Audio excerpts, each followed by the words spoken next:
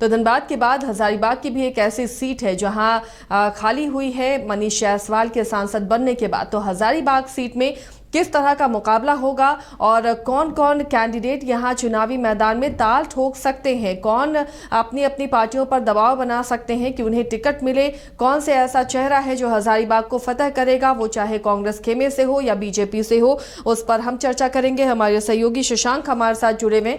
शशांक, हजारीबाग की सीट खाली हो गई, यानी जो विनिंग कैंडिडेट थे विधायक मनीष जायसवाल अब सांसद बन चुके हैं, तो अब कई नए चेहरों को मौका मिलेगा। कौन कौन रेस में बीजेपी की तरफ से नजर आ रहा है और कांग्रेस से कौन चुनावी मैदान में ताल ठोक रहा है जिसे पार्टी टिकट दे सकती है?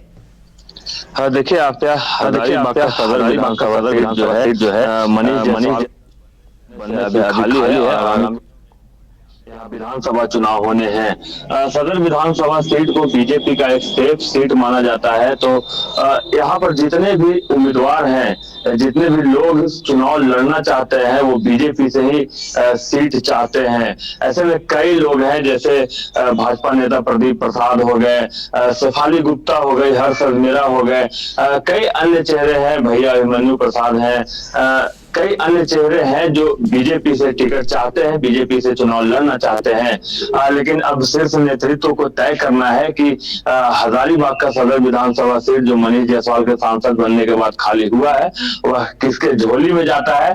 लेकिन अगर क्षेत्र की बात करें तो क्षेत्र में जिस प्रकार से कैंडिडेट एक्टिव है, उसमें प्रदीप प्रसाद की बात करें तो लगातार लोगों की समस्याओं को सुन रहे हैं, लोगों की समस्याओं को लेकर सड़क पर उतर रहे हैं। हजारीबाग की एक बड़ी समस्या जो शेख भिखारी मेडिकल कॉलेज अस्पताल में पार्किंग शुल्क को लेकर थी कि अगर आप वहां 10 मिनट के लिए भी गाड़ी खड़ा करते हैं, फिर वहां से लेकर बाहर जाते हैं, फिर लाकर वहां गाड़ी खड़ा कर देते हैं, तो फिर से आपको पार्किंग चार्ज देना पड़ेगा। तो मरीज इससे काफी परेशान थे, कई आंदोलन हुए थे, लेकिन उन सभी आंदोलन पे नगर निगम ने कोई कार्रवाई नहीं किया था। उसी आंदोलन को प्रदीप प्रसाद ने भी उठाया, नगर निगम को अल्टीमेटम दिया और नगर निगम ने उनकी सुनी, उस समस्या का समाधान हो गया। वहां पार्किंग शुल्क नहीं लगता है। रोड की समस्या को लेकर वो क्षेत्र में आ रहे हैं, जहां जहां रोड खराब है वहां पर सड़कें बनवा रहे हैं। नगर निगम को पहले अल्टीमेटम दिया जा रहा है कि आप बनवा दीजिए, अगर नगर निगम इसमें रुचि नहीं ले रहा है तो वो खुद से बनवा दे रहे हैं। वैसे हर्ष मेरा हो गए, हर्ष मेरा एक युवा व्यवसायी है, युवा समाज सेवी है और वो भी लगातार क्षेत्र में एक्टिव है। जब हमने उनसे बात की थी तो वो भी बीजेपी से टिकट चाहते हैं और एक तरह से वो कंफर्म दिख रहे थे कि उन्हें बीजेपी सीट देगी।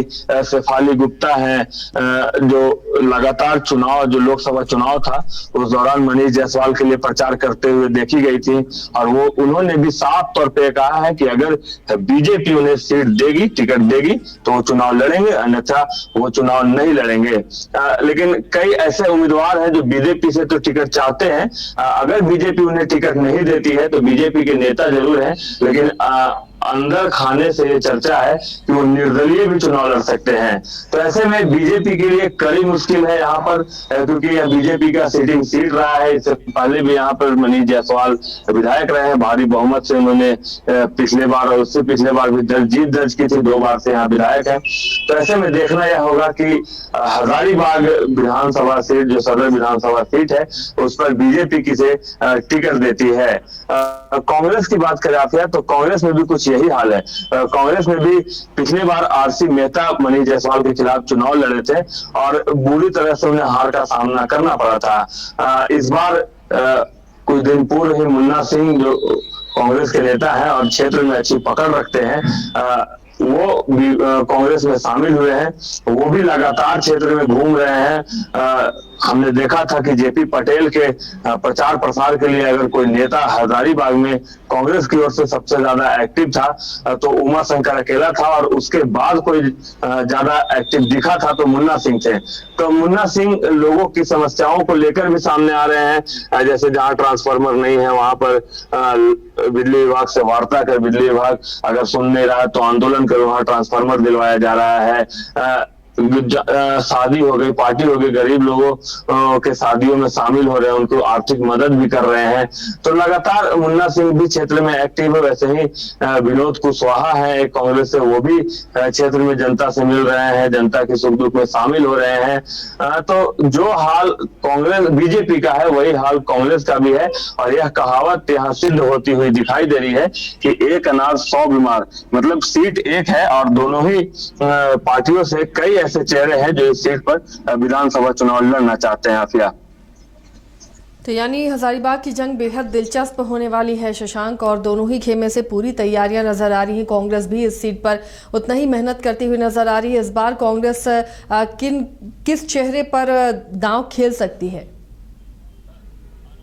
तो यही लगाया जा रहा है कि मुन्ना सिंह के चेहरे पर कांग्रेस दांव खेल सकती है, क्योंकि अभी तक जिस प्रकार से उनकी एक्टिविटी क्षेत्र में दिख रही है, हमने भी जब उनसे बात किया है तो उन्होंने यह कंफर्म किया है कि कांग्रेस आला कमान से उनकी वार्ता हुई है और कांग्रेस उन पर भरोसा जता सकती है।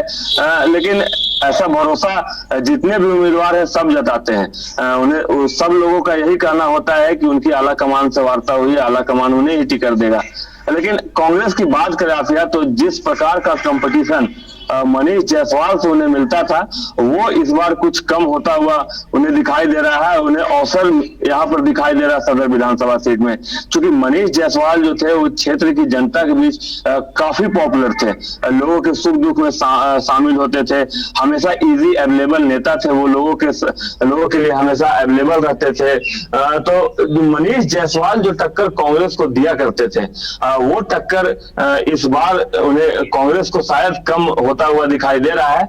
और ऐसे में कुछ दिन पूर्व मुन्ना सिंह जो कांग्रेस में शामिल हुए हैं और क्षेत्र में एक अच्छी पकड़ रखते हैं, तो शायद कांग्रेस मुन्ना सिंह पर भरोसा जता सकती है और मुन्ना सिंह चुनावी मैदान में भी उतर सकते हैं। आप चलिए, शुक्रिया इस तमाम जानकारी के लिए शशांक। तो कई नाम सामने आ रहे हैं जो बीजेपी और कांग्रेस की तरफ से चुनावी रेस में है। अब पार्टी किसे सुटेबल मानती है और किसे टिकट मिलता है ये देखना भी काफी दिलचस्प होगा। लेकिन तमाम विधानसभा में अब हलचल तेज हो गई है कैंडिडेट को लेकर, और अपनी अपनी दावेदारी को लेकर सभी कैंडिडेट भी पसीना बहाते हुए अब नजर आ रहे हैं।